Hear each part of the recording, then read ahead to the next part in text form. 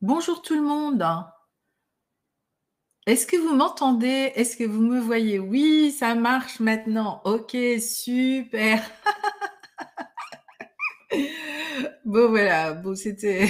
j'ai- j'ai- Pourtant, j'ai bien pris mon café ce matin, mais je n'avais pas cliqué sur on. J'étais toujours en off.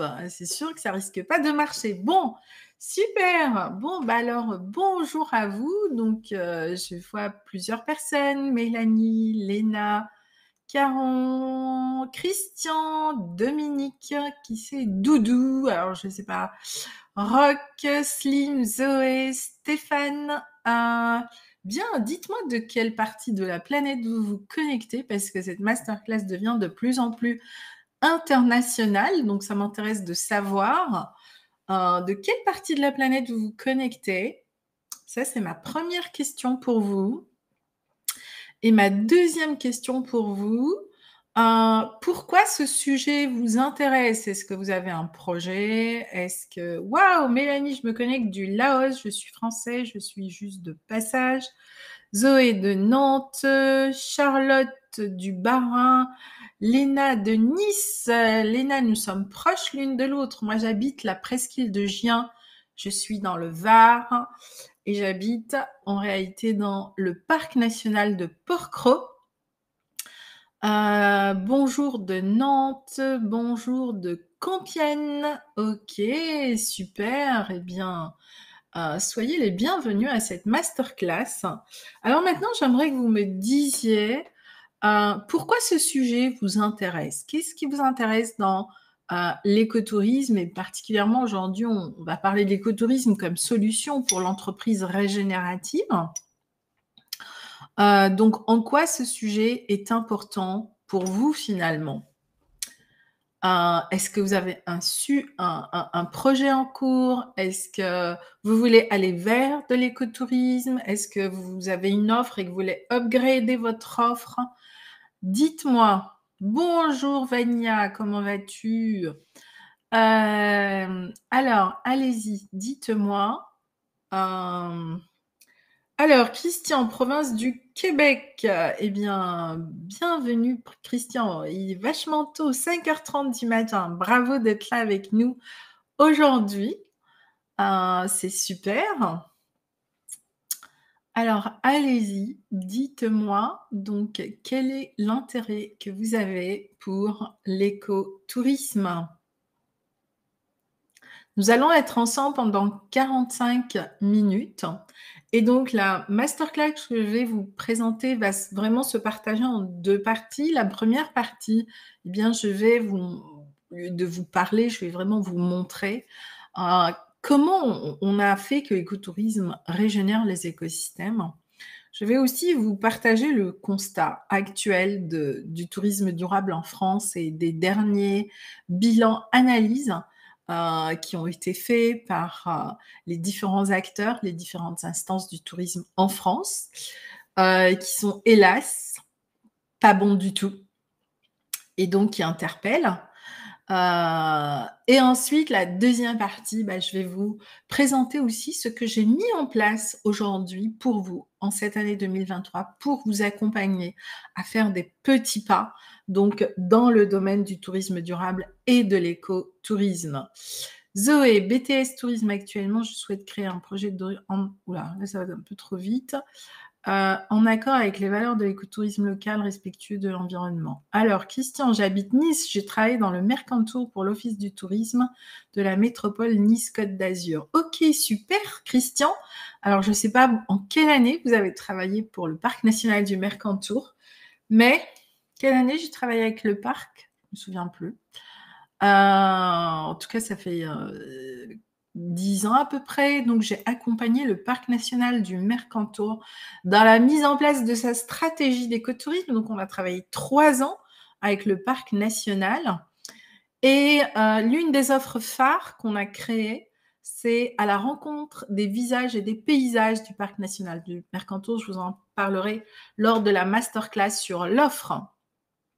Dominique, directeur d'hôtel, je pars pour une ouverture d'un hôtel au bord de Suède où l'écotourisme sera très important pour la clientèle. Absolument, tout à fait. Angers, Caroline, porteuse de projet d'un lien d'accueil, écotourisme et présidente d'acteur. Ok, super, saison de ski. Ok, je travaille, oula, ça va me trop vite, à l'office de tourisme de Hanau, Petite-Pierre, parc naturel régional. Oh, les Vosges du Nord, décidément, aujourd'hui, c'est vraiment retour vers mes premiers amours. Je suis en charge de l'écotourisme et des sports de pleine nature. Alors, les Vosges du Nord, c'était en 1997. Les Vosges du Nord, le parc naturel régional des Vosges du Nord fait partie des premiers espaces protégés français signataires de la charte européenne. Et donc, j'ai fait plusieurs séjours dans les Vosges du Nord et les Cévennes pour les accompagner dans la mise en place. Donc, je connais très bien la Petite-Pierre, parce que c'est là où je séjournais. À l'époque, le chargé de mission, c'était monsieur Schiller et le directeur, c'était Marc Offsès, je crois. Alors, je travaille pour un réseau d'acteurs d'œuvres sociales qui propose du soutien en vacances via des propositions d'offres touristiques. OK. Réseau, données, OK, pour mieux mesurer l'impact, développer, plus soucieuse. OK, très bien. Alors, vous me mettrez, je reviendrai tout à l'heure dans le chat. Pourquoi participez-vous à cette masterclass? Voilà, moi j'aime bien savoir qui sont les personnes qui interagissent avec moi. Préparer une masterclass, ça demande du temps. Mon temps est précieux, votre temps est précieux. Comment est-ce qu'on peut faire pour justement donner de la valeur à ce temps et le transformer en valeur ajoutée pour vos projets et nos entreprises? Ça, c'est vraiment un élément essentiel. Donc, je vais démarrer. Alors, d'abord, j'ai envie de commencer par un constat qui nous interpelle clairement. Le premier constat est celui de l'analyse de notre bilan carbone suite à l'année touristique 2022. Alors certes, ça a été une année record où nous avons enregistré plus de 150 millions de nuitées en France, d'accord? Nous remontons comme étant l'une des premières destinations au monde, mais ça a un impact réel. Et aujourd'hui, on est loin d'être les meilleurs de la classe puisque dans les derniers rapports de l'ADEME, nous avons augmenté dans l'industrie du tourisme plus de 11% d'émissions de gaz à effet de serre de notre industrie touristique en 2022. Donc, en deux mots, on ne ralentit pas, on ne baisse pas notre facture écologique, on contribue à travers l'activité touristique à augmenter le réchauffement climatique. Résultat des courses. Là, donc, et vous pourrez retrouver donc dans la revue Espace en lien sur le spécial tourisme durable, donc tous les derniers chiffres de l'activité touristique en France qui ne sont pas en accord avec un tourisme durable, à un tel point que dans la revue Espace, aujourd'hui, on se pose la question, mais qu'est-ce que ce tourisme durable? Est-ce que vraiment c'est bien défini aujourd'hui en France? Est-ce que les acteurs qui disent en faire en font vraiment? Et il y a un autre numéro, donc là je passe au point 3, qui est le tourisme de nature. Et là encore, eh bien, la question posée, c'est finalement ce tourisme de nature, est-ce qu'il est bien encadré? Puisqu'on a aussi constaté que dans les pratiques de nature, en 2022, on a géré plus de 25% de conflits d'usage entre visiteurs, visités et actions sur la nature et le territoire. Donc, clairement, en deux mots, là, il y a une équation qui ne va pas. Il y a un véritable paradoxe aujourd'hui entre ce que l'on dit et ce que l'on fait à l'échelle de nos territoires. Et moi, je vis dans une destination touristique et clairement, on le voit. On n'a même pas besoin de faire des études. On le voit j'ai envie de dire, à l'œil nu, on voit que ça ne va pas. On voit les impacts des déchets, on voit les pollutions marines augmenter, etc., etc. La Cour des comptes a aussi fait, vous savez que en 2022, Il y a eu un fonds qui a été dédié à la transition énergétique dans le domaine du tourisme, qui a été donc alloué à l'ADEME, qui a beaucoup accompagné justement des entreprises touristiques dans cette transition, plus de 300 millions d'euros. Et donc la Cour des comptes vient aussi de sortir son rapport en disant l'investissement est énorme, le résultat est juste minimum. Qu'est-ce qui se passe? Pourquoi nous ne sommes pas bons?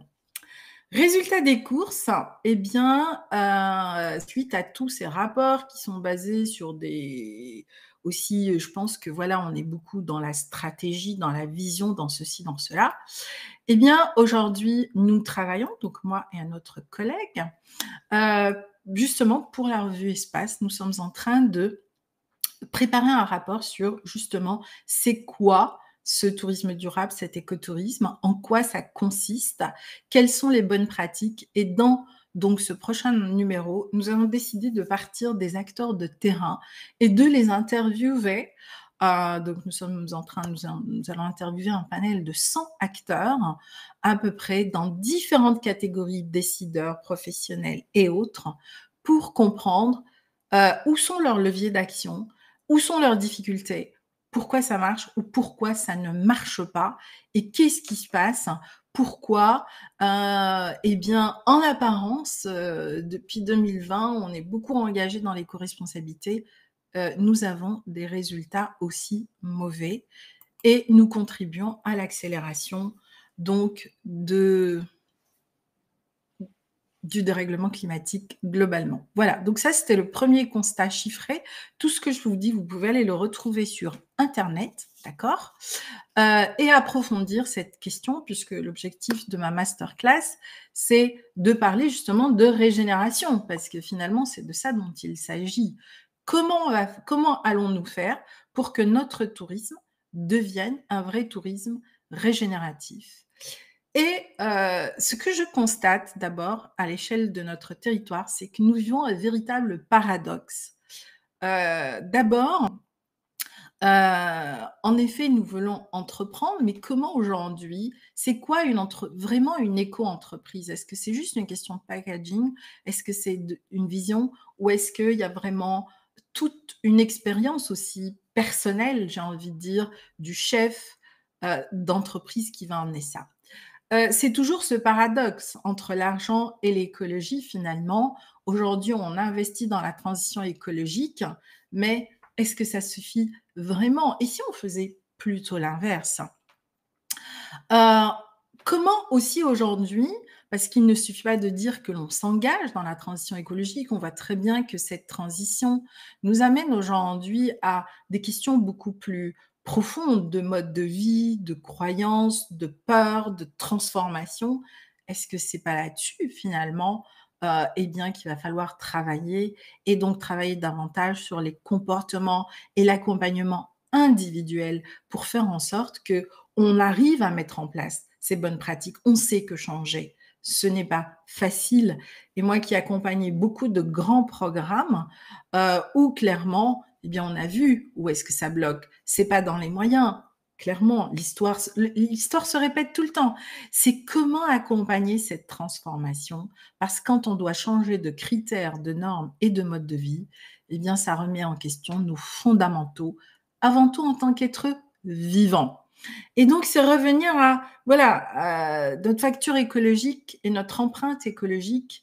Donc, par où on commence finalement? Est-ce qu'on continue à mettre le focus sur la facture ou est-ce qu'on va aller chercher qu'est-ce qui va définir que l'on va changer d'empreinte? Ça fait maintenant depuis 2020 que la planète nous dit ralentissez et pourtant, eh bien, on grince, on résiste. Et donc, du coup, on subit l'inflation, on subit tout ça. Et finalement, quand on regarde tous ces indicateurs et qu'on les met bout à bout, bah, ça nous oblige à quoi? À changer nos modes de consommation, à ralentir nos consommations, etc. Mais pourquoi faut-il en arriver là pour le mettre en place? Et si justement on inversait ce processus et que l'on devenait une part totale justement de ce qu'on appelle les solutions fondées par la nature. Et là, j'ai envie de dire, revenons à notre essence, parce que pour moi, c'est de cela dont il s'agit. Et est-ce qu'aujourd'hui, voilà, j'aime beaucoup, cet adage qui dit: «Lâcher prise, ce n'est pas changer de prise et choisir un autre connu». Parce que finalement, je crois qu'on tourne beaucoup. C'est abandonner toutes ces prises à l'inconnu, l'inimaginable et l'inattendu, être disponible à l'inconnu. Et je vais aujourd'hui vous partager, puisqu'en ce moment, vous pouvez aussi retrouver tout un podcast sur cette histoire, La route de l'inconnu, la route du Méchoul, qui est vraiment un produit écotouristique. C'est même l'un des produits écotouristiques phares au niveau du Maroc. Et je vais vous raconter comment, à travers la régénération d'un écosystème, nous avons construit une destination et comment cette destination est aujourd'hui reconnue parmi les 90 plus belles destinations au monde. Et tout au long de ce cycle de masterclass, eh bien, je vais vous parler de tout ce chemin que j'ai emprunté depuis maintenant donc 34 ans. Je suis expert international en écotourisme. Je suis avant tout docteur en écologie et je me considère vraiment comme une entrepreneur alchimiste, dans le sens où pour moi, l'écotourisme, c'est à la fois la rencontre, le voyage, mais c'est aussi, et ça a été pour moi un véritable voyage initiatique, puisque j'ai passé 15 ans de ma vie à aller à la rencontre des peuples nomades, à la rencontre des peuples racines, et j'ai compris une chose essentielle, c'est que nous pensons trop la nature, et que la nature, c'est à la fois un écosystème, et ça remplit toutes les questions de l'écologue, de l'expert, du chercheur, parce que j'ai été aussi chercheur au Muséum d'histoire naturelle à Paris, mais aussi la nature, c'est aussi de l'invisible, c'est aussi de l'énergie, et elle interagit avec nous, pas seulement au niveau de l'écosystème, donc de l'éco-responsabilité, mais elle va interagir aussi dans ce que l'on va mettre en œuvre, dans nos intentions, dans la manière dont nous allons co-créer avec elle des projets. Et c'est vraiment comme ça que je travaille aujourd'hui, c'est-à-dire que pour moi, ces deux piliers sont essentiels. Aujourd'hui, j'accompagne un programme européen qui va se dérouler sur les 5 prochaines années, donc sur l'oriental, dans la régénération de la forêt orientale jusqu'à l'oasis de Figuig, donc au Maroc. Je travaille aussi pour la Banque mondiale, donc tout ça, c'est sur des sujets en écotourisme, sur comment aujourd'hui définir le tourisme durable dans l'économie bio pour les aires marines, les mers et les océans. Donc c'est pareil, c'est un projet qui va se faire sur les 5 prochaines années, donc où je suis l'expert référente, et nous allons démarrer prochainement un projet pour notre ministère de la Transition sur, c'est quoi la balance entre tourisme et biodiversité? Qu'est-ce qu'il va falloir que l'on mette en place aujourd'hui chez nous pour équilibrer ça? Dans ce cadre-là, au fait, j'ai créé aussi ces masterclass pour vous partager ces 30 ans d'expérience, cette analyse de plus de 137 projets et pour lesquels aujourd'hui j'ai 2 destinations qui sont classées au rang des plus belles destinations au monde. Aujourd'hui, je vous en parlais d'une. Et en France, 2 destinations, le Mercantour et les Cévennes que j'ai accompagnées, qui ont été donc classées par Atout France l'année dernière comme des destinations écotouristiques résilientes. Donc, l'écotourisme, pour moi, c'est pas un métier, c'est d'abord une passion. Et cette passion, elle est arrivée parce que je suis passée de l'écologie fondamentale à la valorisation par l'écotourisme. Donc, pour moi, l'écotourisme, c'est pas me préoccuper des visiteurs, des touristes, des offres. C'est comment je vais mettre en place une filière régénérative qui va bénéficier au territoire, qui va nous aider à régler les problèmes que nous avons avant tout, et finalement, qui va augmenter tellement la valeur de ce territoire qu'il en devient une destination dont peuvent bénéficier les touristes. Et je pense que notre premier paradoxe, c'est que quand on pense tourisme, on pense flux, on pense chiffres, on pense nuitée, avant de penser régénération et valorisation. Donc, voilà pourquoi je mets le focus sur l'écotourisme. D'ailleurs, voilà, là, c'est le parc national du Mercantour et nous étions donc avec un groupe, nous travaillons justement sur les sentiers du Mercantour. Et là, ce sont les loups du parc Alpha qui me sont très chers. Là, je change, donc j'ai beaucoup voyagé. Et donc, pour moi, l'écotourisme, ça va être déjà de concilier cet équilibre entre nous, en tant qu'être vivant, et je parle bien en tant qu'être vivant, et le vivant. Bah, le vivant, c'est tous ces animaux, c'est tous ces écosystèmes qui, eux aussi, ont autant de droits que nous à profiter et à vivre dans cet écosystème. Donc ici, on est sur la réintroduction des argali, des chamois. Donc on est dans la réserve d'Irnart, dans le parc naturel donc d'Irnart, qui est donc en Mongolie. Donc vous voyez, donc je vous fais un peu voyager. Voilà, donc là on est dans un autre parc national où là l'objectif c'était vraiment régénérer tout un écosystème de steppes, notamment pour les espèces en lien donc avec tous ces modes de vie régénératifs. Mais je vais vous parler d'un projet, de mon projet coup de cœur aujourd'hui, qui est vraiment cette route du Majhoul. Et pour moi, c'est vraiment ce qui est d'actualité. C'est-à-dire que quelque part aujourd'hui, comment est-ce qu'on va accepter de lâcher prise à nouveau pour aller vers cet inconnu et non pas partir de ce que l'on connaît, mais partir des éléments qui nous entourent, que l'on n'a jamais vraiment abordés et avoir un autre regard sur les choses pour accompagner ce processus de transformation. Et je dis toujours, donc ça c'est la conclusion de tout ce travail, apprenons à faire un pas vers la nature et elle en fera 1000 pour nous. En 2 mots, aujourd'hui, nous voulons agir sur l'écosystème alors que ce n'est pas ce que nous avons à faire. Je pense que la nature, on l'a laissée en 2020, elle nous a montré qu'elle était capable de se régénérer. Donc on ne va pas apprendre à la vieille dame faire un travail qu'elle sait faire 1000 fois mieux que nous. En revanche, on a tout un travail pour recréer les conditions que nous avons détruites, d'accord, et qui font que eh bien, l'écosystème n'a plus cette capacité à s'auto-régénérer. Et qui fait que petit à petit, nous avons créé la situation dans laquelle nous sommes. Le réchauffement climatique est un état, est une constante. La planète change depuis 4,5 milliards d'années. Et ça fait partie, d'accord, de l'écosystème. En revanche, là où nous avons notre responsabilité, c'est dans le dérèglement, d'accord, du climat par les impacts que nous avons et par nos modes de vie. Ça nous impacte.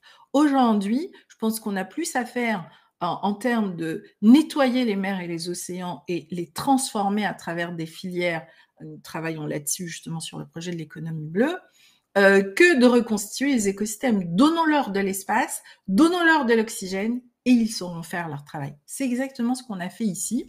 Donc comment arrive-t-on justement à cette vision qui fait rêver les gens en termes d'oasis et en termes de désert? Parce que quand nous avons démarré, ça ressemblait à ce que vous voyez ici. Donc vous voyez ici, on a des reliquats d'oasis et ici, on a une zone de désertification intense. Et mon métier aujourd'hui, si je devais le résumer, et ce que j'aime faire, c'est vraiment designer et construire ces destinations écotouristiques vivantes et les ramener à ça, parce que finalement, c'est tellement beau de voir ce travail. Et moi, je dis toujours, j'aime tricoter avec la nature parce que c'est un pas après l'autre. Ça demande de l'observation, de la présence, de la constance. Ça demande tellement de présence sur le milieu. Et donc, moi, je dis, voilà, je suis un peu comme le palmier, c'est-à-dire que j'ai vraiment les pieds et les mains dans la terre, mais en même temps, j'ai cette capacité, cette vision de voir où est-ce que la nature, où est-ce que l'écosystème veut nous amener, qu'est-ce qu'elle demande vraiment. Et donc, c'est aussi un travail, j'ai envie de dire, d'humilité finalement avec elle et qui est assez important. Et donc, nous sommes partis de tout un travail à nouveau avec la terre, à nouveau en allant chercher espèce après espèce pour reconstruire et pour aider la nature à comprendre qu'ok, on repart là sur un processus de régénération. Et il s'est passé une chose, c'est que quand on travaille comme ça avec sur ces processus de régénération, et particulièrement quand on recrée tout l'écosystème de rhizome des arbres, et je pense qu'aujourd'hui, on aurait un grand travail à faire là-dessus, notamment chez nous, eh bien, il s'est passé une chose que l'on n'attendait pas, c'est-à-dire qu'il s'est mis à pleuvoir dans les oasis. On a même eu des inondations.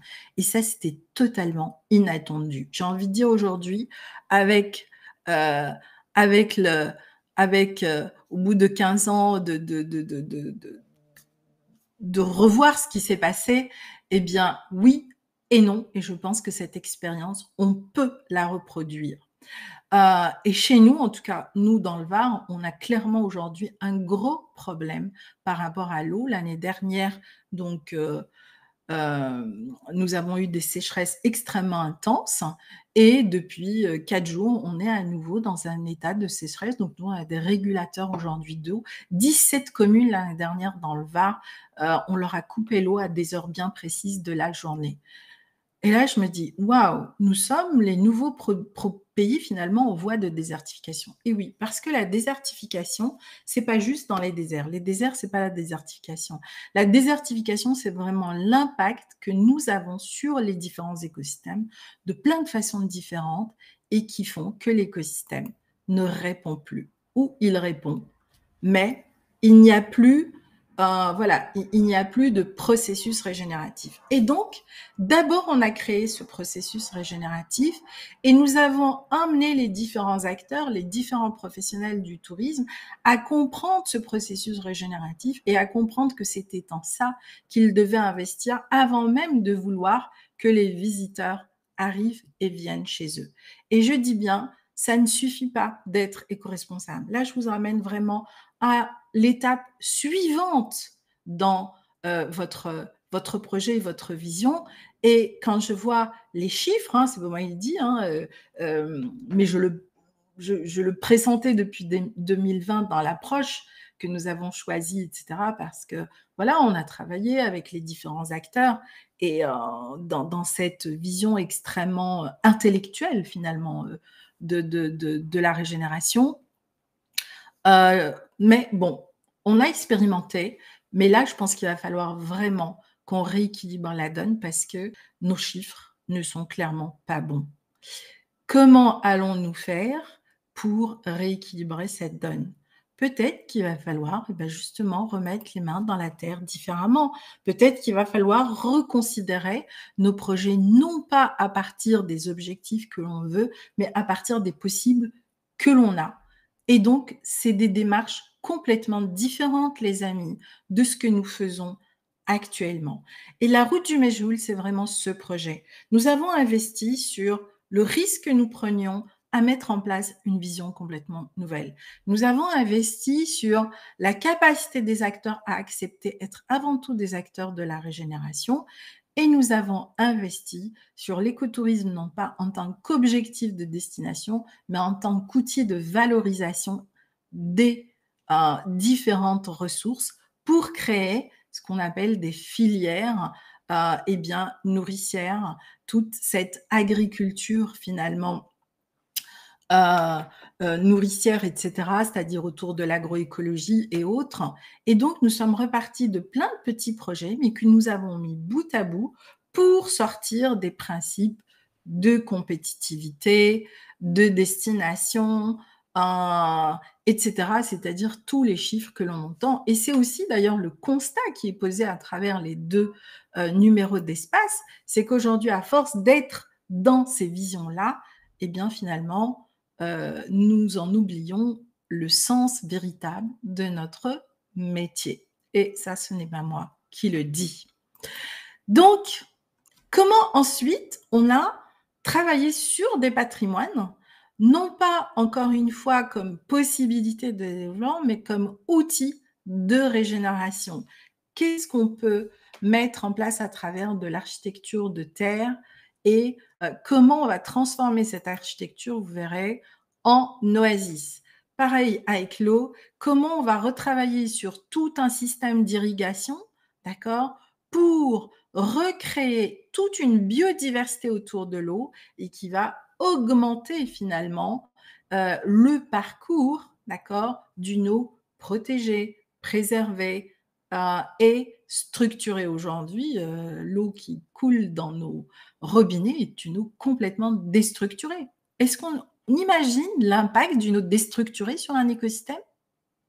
Ben non, et pourtant c'est une réalité. Mais ça, c'est un autre sujet. Je pourrais vous en parler une autre fois parce que voilà. Ensuite, l'éducation à l'environnement, on a surtout travaillé avec les enfants pour éduquer les adultes et donc là encore, c'est pas, quelque chose qu'ils ont dans les écoles, c'est quelque chose où on les a amenés sur le terrain et ensuite, un peu à l'image de ce qu'on avait fait aussi dans le parc national du Mercantour, eh bien, on a travaillé sur cette notion de comment nos paysages ont bon goût et donc, c'est pas juste une question de mettre en valeur des produits de terroir, ça a été vraiment de retracer étape par étape chaque niveau de filière et comment est-ce qu'on allait faire que chaque niveau de la filière devenait à la fois régénératif, à la fois un projet d'agroécologie et à la fois une séquence de l'offre thématique que l'on allait proposer pour arriver à cela. Et finalement, eh bien, lorsqu'on a mis ça bout à bout, on a eu une destination. Et cette destination, elle a continué à évoluer et à se valoriser. Et elle a même pris du bonus. Elle en a tellement pris qu'en 2021, eh bien, ils ont été classés parmi les plus belles destinations, les 90 plus belles destinations au monde. C'était juste impensable. Donc là, par exemple, je vous donne, voilà, ça c'est un exemple des écologes que l'on a mis en place et donc ils sont totalement intégrés. Ici, on n'a pas d'électricité, on n'a pas et on a juste travaillé avec la nature et les éléments pour créer quelque chose de complètement unique. Et donc du coup, eh bien l'expérience est tellement, spéciale que, voilà, c'est vraiment aujourd'hui des sites qui interpellent. Donc ce que vous voyez là, c'est à la fois une piscine, mais c'est à la fois une réserve d'eau et une retenue d'eau et donc ici, eh bien sur ce petit écosystème, on a augmenté la biodiversité de plus de 30 et ainsi de suite et finalement, on arrive à cette oasis et donc finalement aujourd'hui, c'est un peu là-dessus aussi qu'on est interpellé. Comment allons-nous créer nos oasis? Comment allons-nous sortir eh bien, de ces impacts qui continuent finalement à nous plomber et qui, d'année en année, creusent notre facture écologique. Le GIEC nous interpelle encore une fois pour dire il va falloir vraiment réhabiliter et reprendre les choses autrement. Dans les 2 programmes, que je suis, que ce soit avec l'Union européenne ou la Banque mondiale, voilà, aujourd'hui, on a des guidelines qui sont extrêmement strictes. C'est comment on va remettre en place du sens dans nos territoires.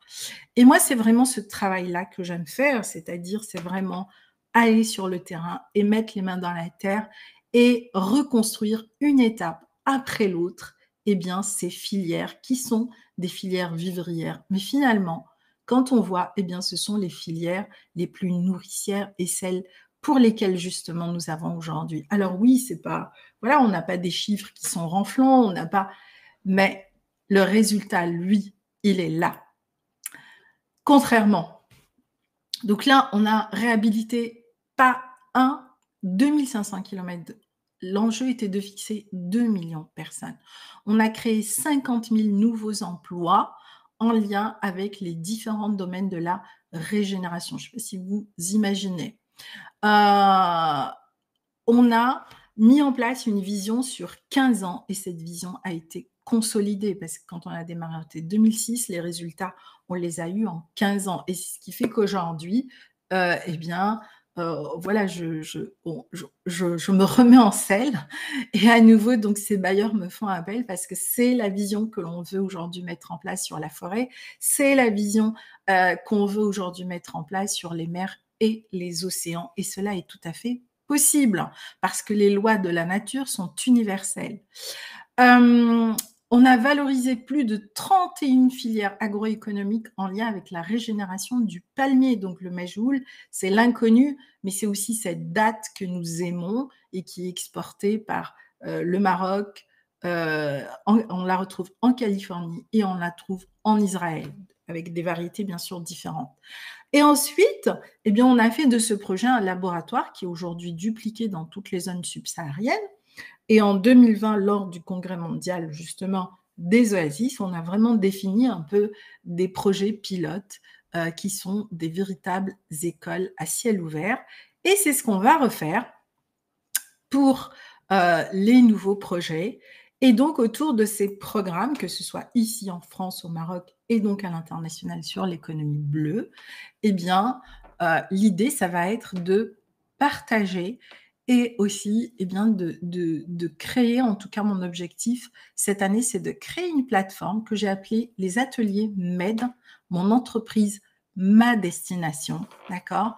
Et ça va être vraiment lors de ces ateliers, pas seulement de vous partager, là c'est une masterclass, donc je vous donne une vision. Ce que j'aimerais, c'est vous rencontrer. Je ne peux pas vous rencontrer individuellement et tous, parce que mon agenda est plein, mais j'ai vraiment à cœur cette année eh bien, d'accompagner les personnes qui auront envie d'investir en eux, dans leurs entreprises, de changer de vision, de partager, donc à travers ces ateliers MED. C'est un atelier mensuel que je vous propose, où je vais traiter les 10 thématiques et les critères de l'écotourisme en réponse à une situation de crise, puisque finalement, c'est un peu ma spécialité.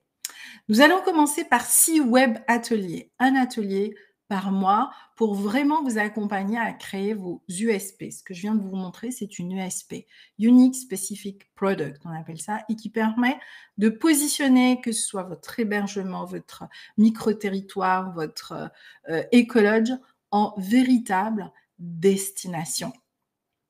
Je vais aussi créer un présentiel. Pour l'instant, je ne sais pas encore, mais je pense que ce présentiel, tous les ans, ce sera un voyage dans une des destinations où, eh bien, justement, je vous amène à la rencontre de ce que nous mettons en place dans ces projets et programmes, et donc d'échanger et d'avoir un vrai regard croisé. Et enfin, dans ces 6 ateliers, nous allons aborder les 17 thématiques clés qui combinent régénération et écotourisme. Comment ça se passe? Donc, comment vous pouvez bénéficier de ces ateliers interactifs que je mets en place sur Zoom et en petits groupes? Eh bien, ce sont des ateliers, le prochain aura lieu le 17, tous les mois. Donc, il y a un atelier. Ce ne sont pas des ateliers gratuits, d'accord? Ce sont des ateliers rémunérés, mais c'est des petits budgets. C'est des ateliers qui ont lieu sur 3 heures et qui sont à 269 € et qui vont vous donner accès à toute une plateforme et tout un accompagnement. Donc, la première atelier, on va travailler justement, c'est comment faire ce diagnostic écotouristique croisé. Ma vision, la nature.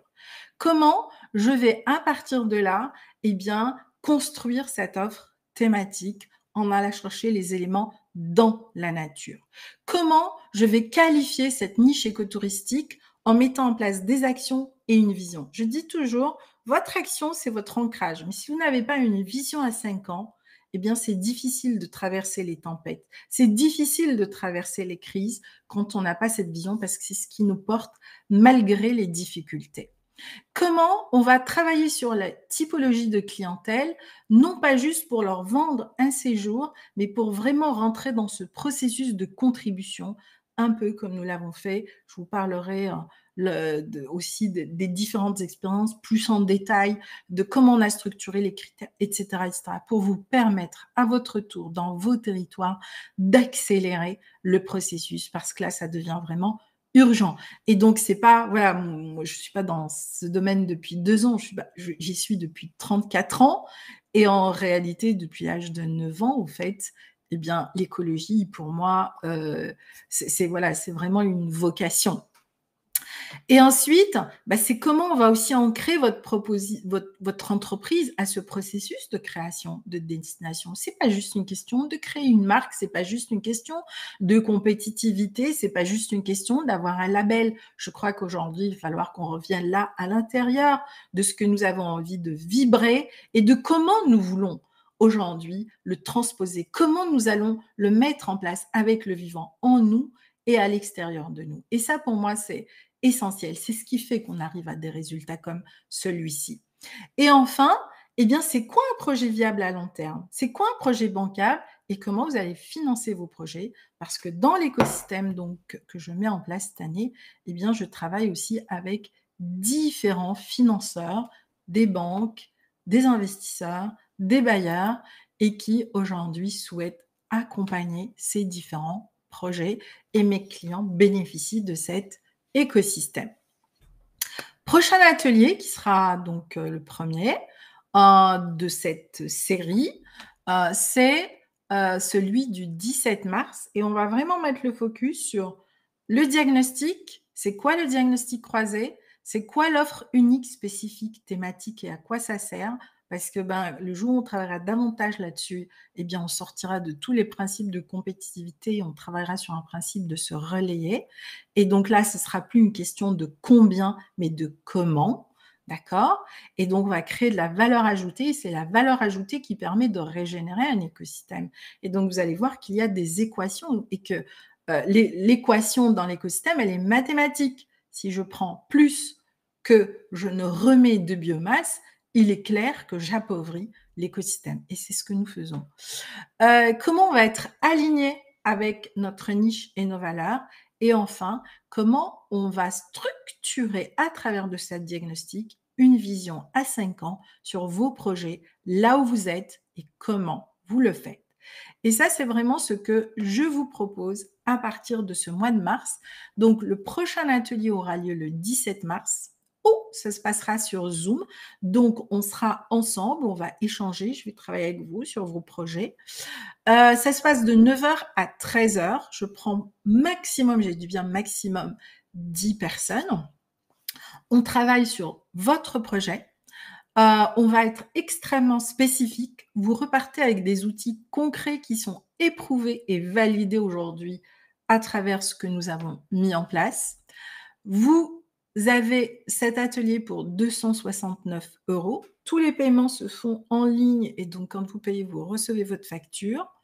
Vous recevez un questionnaire de préparation que vous me renvoyez comme ça. Moi, je vais vraiment adapter, j'adapte à vos besoins, à vos questions, à ce que vous avez envie de mettre en place et on va au-delà juste de partager de l'info, de l'expérience. Là, on rentre vraiment dans le concret. Qu'est-ce que vous avez envie de mettre et est-ce que vous avez envie d'investir en vous, dans votre territoire? C'est clair que voilà, on peut toujours continuer à aller chercher les bonnes idées, mais si on veut vraiment mettre en place une idée, à un moment, il faut mouiller sa chemise. Et moi, je m'adresse dans ces ateliers clairement aux personnes qui ont envie de mouiller leur chemise. Voilà. Vous rejoignez donc le groupe WhatsApp. Donc, j'ai créé un groupe WhatsApp et vous bénéficiez donc d'une hotline.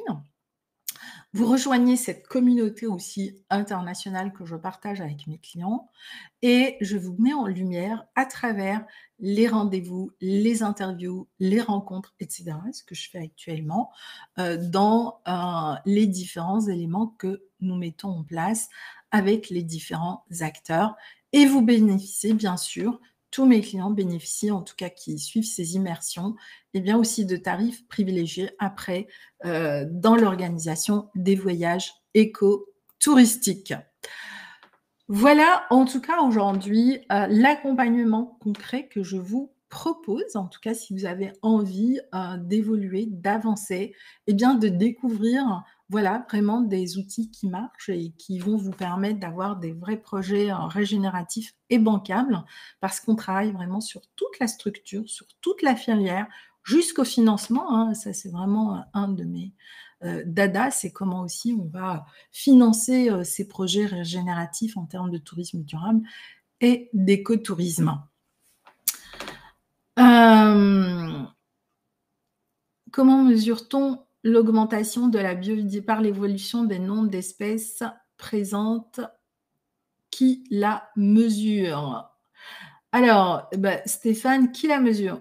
Là, il faut mettre en place des critères, il faut mettre en place un vrai tableau de bord et on va travailler. Nous, en tout cas, on a travaillé avec des scientifiques et on a fait tout simplement un diagnostic. Ça, c'est l'état de la biodiversité à l'état 0. Ça, c'est l'état de la biodiversité à mi-parcours. Ça, c'est l'état de la biodiversité 10 ans ou 15 ans après.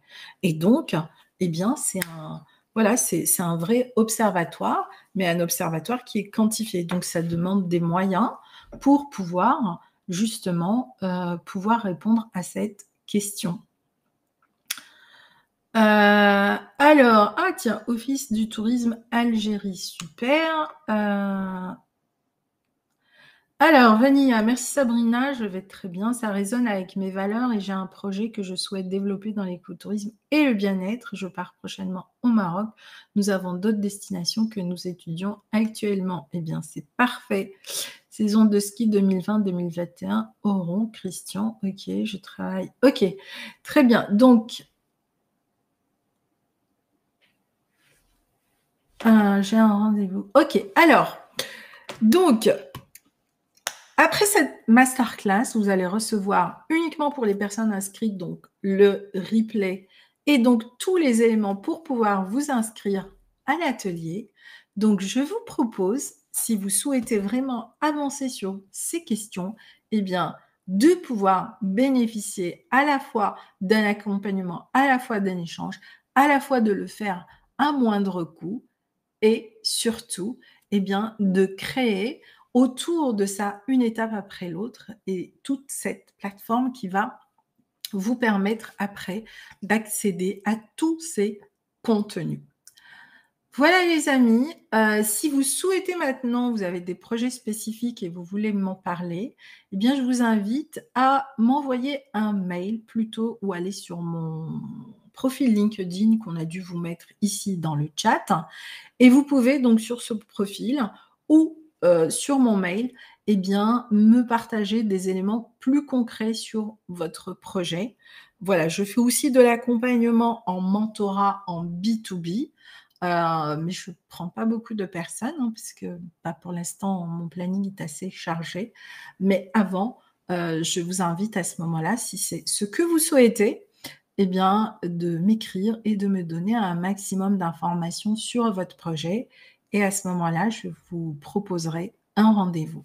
Mais voilà, j'ai créé plutôt un format plus simple et un format plus accessible et qui peut en effet vous permettre, eh bien, vous n'imaginez pas toutes les ressources que vous allez trouver dans cette plateforme et dans cet accompagnement. Alors, comment fait-on pour souscrire à l'offre? C'est ce que j'ai dit. Vous allez recevoir un replay d'ici ce soir, au plus tard lundi matin et dans ce replay, eh bien, je vous expliquerai aussi, eh bien, toutes ces étapes et vous pourrez vous inscrire et profiter de l'offre Early Bird, d'accord? Donc logiquement, si vous êtes là, c'est que vous vous êtes inscrit et si vous êtes inscrit, eh bien, vous allez recevoir tous les éléments pour pouvoir participer au prochain atelier qui aura lieu donc le 17 mars. Voilà. Est-ce que vous avez d'autres questions? Ok, merci Mélanie. Ben, je vous souhaite aussi à vous aussi un bon week-end. Voilà, et je me réjouis en tout cas de rencontrer les personnes qui seront au prochain atelier et pour démarrer cette nouvelle aventure. Merci à vous tous. Belle fin de semaine. C'est vrai que nous sommes vendredi. Et à très vite.